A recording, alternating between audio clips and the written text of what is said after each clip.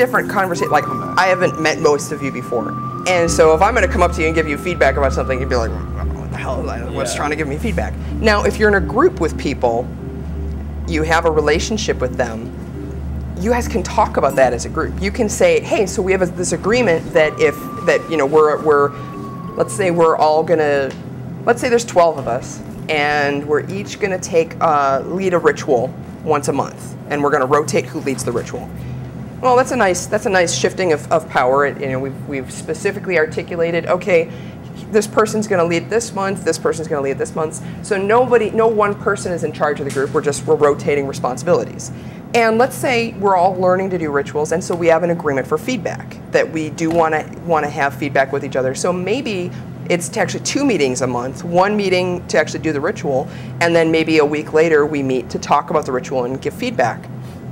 And so maybe we have agreements that any feedback must be offered using nonviolent communication and eye referencing, that we're going to try and offer it in an even tone of voice, that, that whatever, we can structure out. We're going to make sure it's at a good time. We're going to preface it also with the things that they do positively within the group, and that, that they're positive. Yeah, it's both positive feedback and the what could go better feedback. And maybe we can talk about how we feel about that. We could talk about, hey, when I get negative feedback like that, it does make me feel, upset. It does make me feel nervous. It does make me feel talked down to. And so we can clarify, that our intentions in speaking, in offering this feedback, is because we love each other. We want each other to be better leaders, better ritualists. 30 minutes, by the way. Sure. So it's all about intention, because if I clarify that I'm speaking in a non-emotional tone of voice to you and offering the feedback because I value you, does it change how you hear it? And you don't have to answer that now if that's a. This isn't a quiz. It's not a quiz. Sometimes, sure. And so that's a thing over time. A group isn't a one-time thing. It's a thing that's happening over time. Community isn't a house. Community is more of a garden. You can build it, you can plant it, but it's going to require constant maintenance and care. Yeah. Community isn't a one-time thing. So what we're talking about here. Anthony, you have a question? Oh, yeah. Well, just you were talking about we are a fringe group, and especially in the military group where everybody is welcome. You have people that come into the group that act certain ways just for the shock value. Sure. And if you have taught your group that you don't react, you don't get shocked. You don't give energy to it. You just ignore it, Right. or you just go, like they don't exist. Those people tend to wander away on their own because they're not getting the shock effect that they are craving. Yeah, absolutely. At the beginning of this workshop, we set some group agreements up. Your group, one of the best things you can do is have those group agreements, not just for like a monthly event, but for your group in general. As Shauna loves to say, our group agreements are the circle. What do you say, the cauldron? It's the cauldron. Yeah. It's the cauldron that holds the soup. If our group is the soup, then we need a cauldron to hold it. And so, in more established groups, that ends up becoming something like bylaws. But there's also, and sometimes it's too. Sometimes this is stuff that wouldn't necessarily be found in bylaws. But what I started out the workshop with was asking you to, as much as possible, eye reference, asking you to not have crosstalk with each other, not have side conversations, asking you to keep in mind how much time you were taking so that we could teach a lot of these tools really fast. And so those are agreements. If you decide to have your group where each person facilitates the ritual each month, and that's how your power is rotating, that's an agreement. If you have an agreement for feedback with each other, if you have an agreement, one of the agreements we have in our groups is that, if you two are having a problem and I'm hearing about it, you two either need to work it out together, or you need to sit with myself or one of our other mediators and work it out. And if it can't be worked out, we'll figure out some kind of a solution, and it might be that one of you needs to find a different group because you can't work together. We're going to do that as compassionately as possible, but it's, if that's disrupting the group, we're not going to just let it sit over there and fester. So we have an agreement for mediation. We have an agreement for feedback. Also think about who is enforcing those agreements. If we're trying to share power as equally as possible, well, we might appoint someone once a month to be the enforcer of the group agreements, or the facilitator, or we might all do it. It might be something we all are empowered to do at any given time. Sure. It depends upon the impact of the enforcement. So, he'll be going on for, it's usually 5. That's 3. Bless you. I'm good. So I know some of you are starting groups, some of you are joining in with groups that have already been functioning for a while. A lot of our, what I would call agreements as a group, are unspoken. They're covert. They are things we don't talk about. What's the biggest covert agreement in Western culture? So that if I have a problem with Mark, I'm not going to talk to Mark. I'm going to talk to you, and then you guys will form a coalition over there, and then, Mark's going to complain about me over to these guys over here. Shauna, blah, blah, blah. And then we have the Jets and the Sharks, and then our group splits apart, and we hate each other, and we gossip about each other, and then people say, forget it, I'm going to be a solitary, and our group blows up. Or screw this, I'm going to be Unitarian and never be Pagan. Or I'm going to start my own group, and I'm going to talk bad about the other group. Yeah. And then congratulations, welcome to Witch Wars 101. Yeah, I mean, that's what they usually are, is a personal conflict that gets out of hand. So if we take away those covert agreements, if we look at those assumptions that we have, and we actually list out on paper, we brainstorm together as a group, what are our agreements together? If we have that agreement that if we have an issue with each other, that we need to work it out between ourselves or engage a mediator to help. If we have an agreement for feedback, that if something's going on, that we're going to check in about it. Oh, okay. I thought it was an actual siren. No, I was they're coming. You can't teach leadership, Shauna. If we actually list out these agreements together, we can have agreements for all these things in our heads. We can think, oh, well, we all respect each other, so we'll all treat each other well.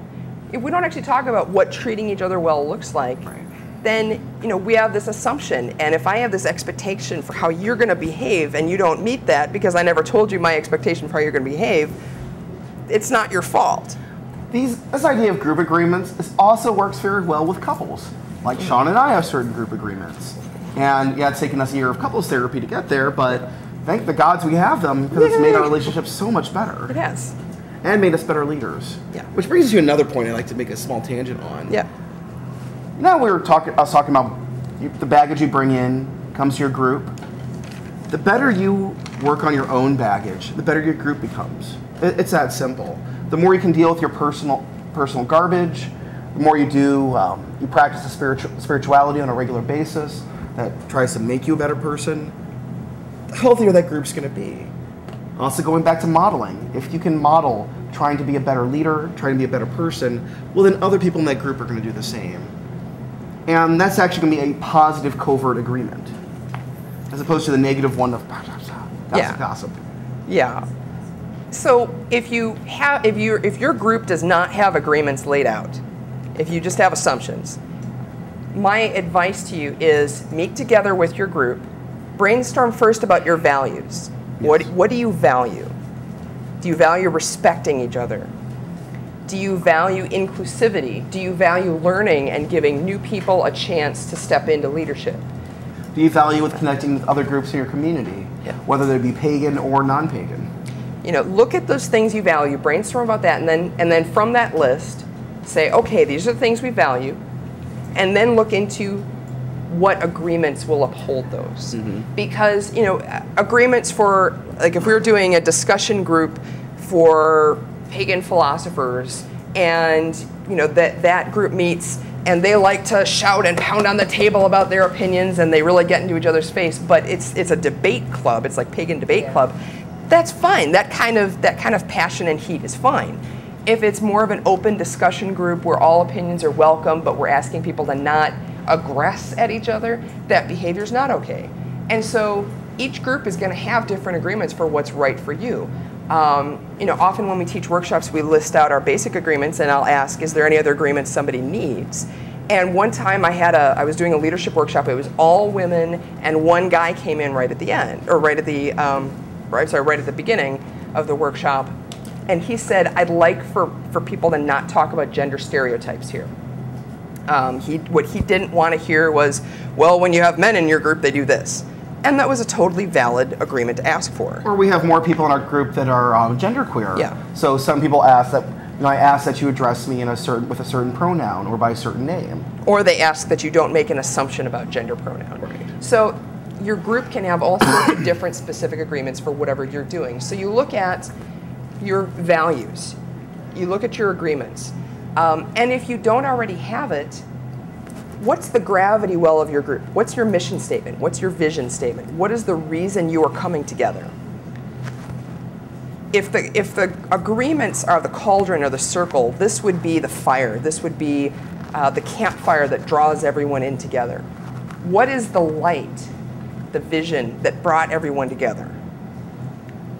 So crafting a mission statement can seem kind of businessy, but it's a magical intention statement.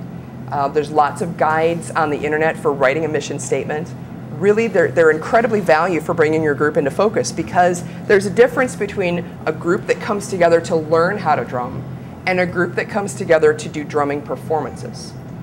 There's a difference between a group that comes together to learn how to do ritual together as a private group from a group that's gathering together to offer public rituals.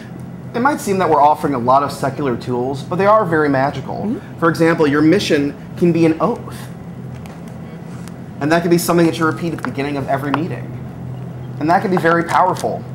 The other thing is, make sure everyone knows these group agreements, especially new people. When a new person comes into a group, they have this body of covert and overt group agreements. One of the major reasons new people will leave your groups is that they don't understand your covert agreements. If you have, and that could be in-jokes, that could be old stories. The more that things aren't open, the more likely those people will leave. So if you can say, hey, this is what's happened in the group before, these are our agreements over here, and this is over here is some of the culture of our group, the more you can bring people into that and help them understand what that is, the more they feel part of the group, the more they feel part of the team. So there's a lot of little things in your group, like in-jokes. In-jokes is a great example. You know, if you've been working together for 3 years and you have all these jokes together, that's great. But then what about the new person that comes in and doesn't feel a part of that, or doesn't feel like they can access that? So it's not to say you can't joke around with people that you enjoy, but if it's an event where new people are coming in, you might specifically not do that for that limited time period, so that they can have an entry vector, so that they can feel welcome. You might also make sure that it's someone's pre-assigned role to look after the new people, to pay attention who's new. Go up to them, talk to them. And make them specifically feel welcome. Yes. At the first pagan ritual Shauna went to, no one came up to her. No one said, hey, this is a pagan ritual. This is what's expected of you. This is what's going on. A friend drove me there. And once we found where the ritual was out in the woods, he was off playing around with his friends and didn't talk to me the whole rest of the afternoon. And I didn't know anybody. I was painfully shy. I couldn't even make eye contact with people. And Shauna, how long did it take you to go to a pagan ritual after that? 7 years. Wow. Yeah. So think about that. You might be driving, and I know I've done this. I'm not a hypocrite here. I've done this myself. When I've not made someone feel welcome, that might be someone I'm driving to be a solitary again, I'm driving away from the group, or even driving away from being pagan. And think of all the wonderful spiritual experiences that I have cut out of that person's life just from a few minutes of not thinking. So I realize we are running pretty close to time here. But 15 minutes about. So one of your agreements, one of your conversations should be about power in the group. Mm. And anybody who says, oh, we don't want to have anybody in power in the group, that doesn't exist. You cannot have a leaderless group. Has anyone ever had someone in a group who is, everyone's ready to do something, like, all right, let's go do this ritual, we're going to make an effigy of, we're going to make a wicker man and we'll burn it at Lammas and that'll be cool. And then one person says, that seems like a lot of work. I don't know about that. Let's not. Maybe we should do something else.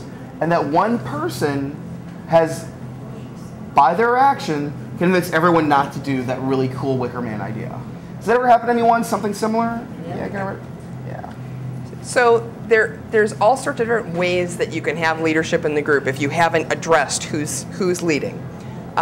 You can have that's power under leadership, where somebody doesn't want to do something and they whine about it. I'm too broke to bring something to potluck. Do we have to do potluck?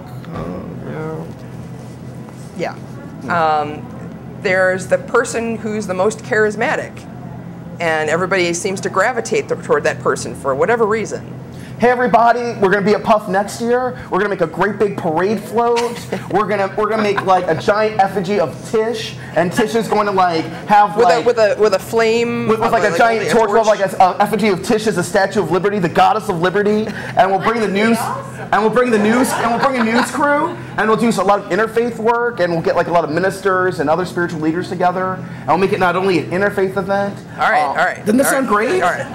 What do you do with the person that never shows up to anything, but then gets on Facebook and criticizes everything that was done?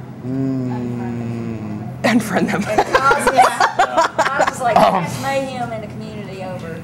It depends on the group. Is this a small enclosed group, or is this more of a public? It's a public group. I would have a conversation with them one-on-one and talk to them about their impact. I would invite them over to coffee and say, you know what, there's some things I want to talk to you about. Can we talk about this in person? Yeah. And let them know what their impact is.